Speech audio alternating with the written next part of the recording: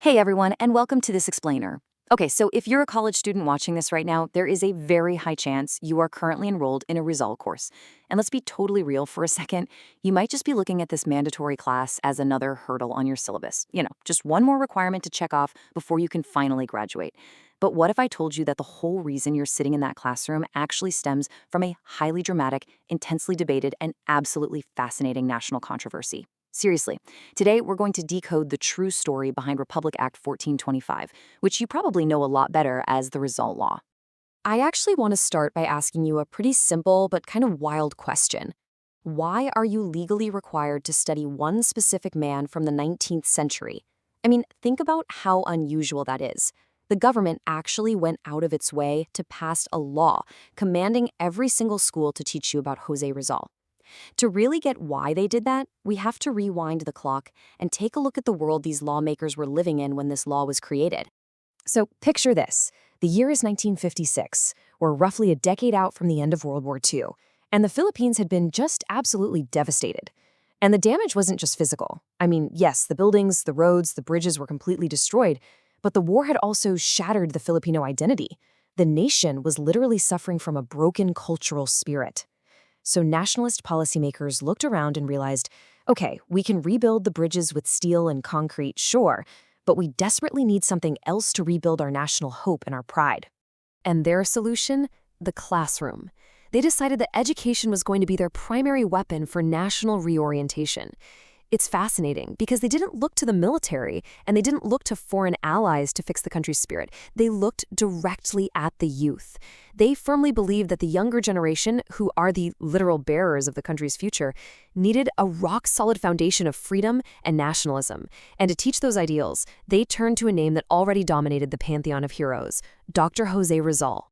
Well, this desperate need for national hope very quickly turned into real legislative action. On April 3, 1956, Senate Bill number 438 was submitted to the Senate Committee on Education. The main goal was to make Rizal's two famous novels, Noli Me Tangere and El Filibusterismo, compulsory reading in all schools. Fast forward a bit to April 17th, and the chairman of the committee, Senator Jose P. Laurel, steps up to present the bill to the upper house. And Senator Laurel really became the passionate champion of this idea. He wasn't just trying to pass a reading assignment. He had this incredibly profound vision for the entire country. He actually explained this vision beautifully. He said, and I quote, "In their pages we see ourselves as in a mirror, our defects as well as our strength, our virtues as well as our vices. Only then would we become conscious as a people, and so learn to prepare ourselves for painful sacrifices."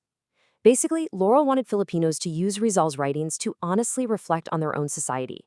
He wanted us to look into that mirror and see everything, the good, the bad, and the ugly, so that the nation could finally learn genuine self-reliance and self-respect. But, as you can probably guess, this beautiful vision immediately ran into a massive wall of opposition. We're talking a huge clash of ideas here. On one side, you had the proponents, like Senator Laurel A. and Senator Claro M. Recto, who really wanted to disseminate these ideals of freedom and nationalism. But on the other side, the opponents, who were primarily Catholic senators, argued that the bill was deeply, deeply controversial. They felt that compelling students to read works that contained passages they viewed as offensive to church doctrine would contradict their faith, divide a country that was just trying to recover from a war, and fundamentally impair both religious freedom and freedom of speech. And to be fair, to understand the opposition's very real constitutional and religious fears, we can just look at Senator Francisco Rodrigo. People called him Sock Rodrigo. He delivered this famous speech arguing that a vast majority of the people were both Catholics and Filipino citizens. He said, "These two loves are no conflicting loves. They are harmonious affections, like the love of a child for his father and for his mother." And honestly, his point was simple and entirely valid. The government shouldn't pass a law that forces a citizen into a corner, making them choose between their love for their country and their devotion to their faith. Now, in response to that, Senator Claro M. Recto fiercely defended the bill. He argued that the opponents were totally missing the point of Rizal's work. Recto clarified it by saying, Rizal did not pretend to teach religion or theology. He aimed at inculcating civic consciousness in the Filipinos. Recto was basically explaining that Rizal was criticizing the unworthy behavior and the abuses of certain friars during the Spanish tyranny. He wasn't attacking the core doctrines of the church itself. The goal of reading him was to build civic pride, absolutely not religious destruction. And this intense battle, yeah, it wasn't just happening in the Senate. A very similar bill, House Bill number 5561, was filed in the House of Representatives by Congressman Jacob O.Z. Gonzalez. And guess what? It faced the exact same attacks on constitutionality and religiosity. By the latter part of April 1956, there was a complete and total deadlock.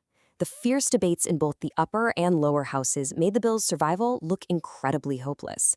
Honestly, it seemed like the Rizal Law was going to fail before it even got off the ground. So how in the world did they save it? Well, Senator Laurel actually listened to the opposition and proposed a rather brilliant Democratic compromise, featuring 3 major changes. First, instead of focusing on just the 2 controversial novels, the bill would include all the works and writings of Jose Rizal. Second, he removed the strict word compulsion from the text entirely just to ease the tension. And third, which is definitely the most important part, he added a conciliating clause that allowed students to be exempted from reading the 2 novels based on religious belief. However, there was a catch. Laurel stood absolutely firm on one specific thing. College students could not read some watered-down, censored version of the novels. The reading material had to be the original, complete text. The formal term for this is unexpurgated. Laurel insisted that if you are going to study Rizal at the college level, you have to read his raw, unfiltered words exactly as he wrote them. Because if you don't, that whole purpose of looking into the societal mirror we talked about earlier, it's completely defeated. And you know what? This compromise worked. By actually listening to their critics, the proponents perfected their bill. On May 12th, the Senate unanimously approved the substitute bill. Just 2 days after that, the House also approved it unanimously. And then, on a very fitting date, June 12, 1956, which is Independence Day, President Ramon Magsaysay signed it into law. The Rizal Law, Republic Act 1425, was officially born out of intense debate and true democratic compromise. All right, so let's break down what this law actually says and strip away all that dry legalese. Section 1 is the exact reason why you are taking this class. It legally mandates that courses on the life, works, and writings of Jose Rizal absolutely must be included in the curricula of all public and private schools, colleges, and universities. It specifically states that in college, you must use the original, unexpurgated editions of his novels. But, honoring that great compromise, it also directs the Board of National Education to allow exemptions for students who submit a sworn written statement citing religious beliefs, so it perfectly balances civic duty with religious freedom. But here's the thing, the government didn't just want to force a curriculum on people. They wanted to make Rizal's ideas accessible to absolutely everyone. Sections 2 and 3 of the law outline this massive public information campaign. It obligates all schools to keep adequate copies of Rizal's works in their libraries. Furthermore, it mandates that his writings be translated into English, Tagalog, and principal Philippine dialects. They literally order these to be printed in cheap, popular editions and distributed free of charge through community councils. They wanted everyone, not just the wealthy students who could afford books, to have access to these world-changing ideas. And to prove they weren't just making a bunch of empty promises, Section 5 of the law authorized an appropriation of 300,000 pesos. Now, in 1956, that was a truly massive sum of money. Think about it. A post-war government dealing with a completely shattered economy and ruined infrastructure still chose to allocate significant funds just to carry out this act. That shows you exactly how seriously they took this educational investment in the nation's youth. To truly understand the real heart of this law, we just have to look at its preamble.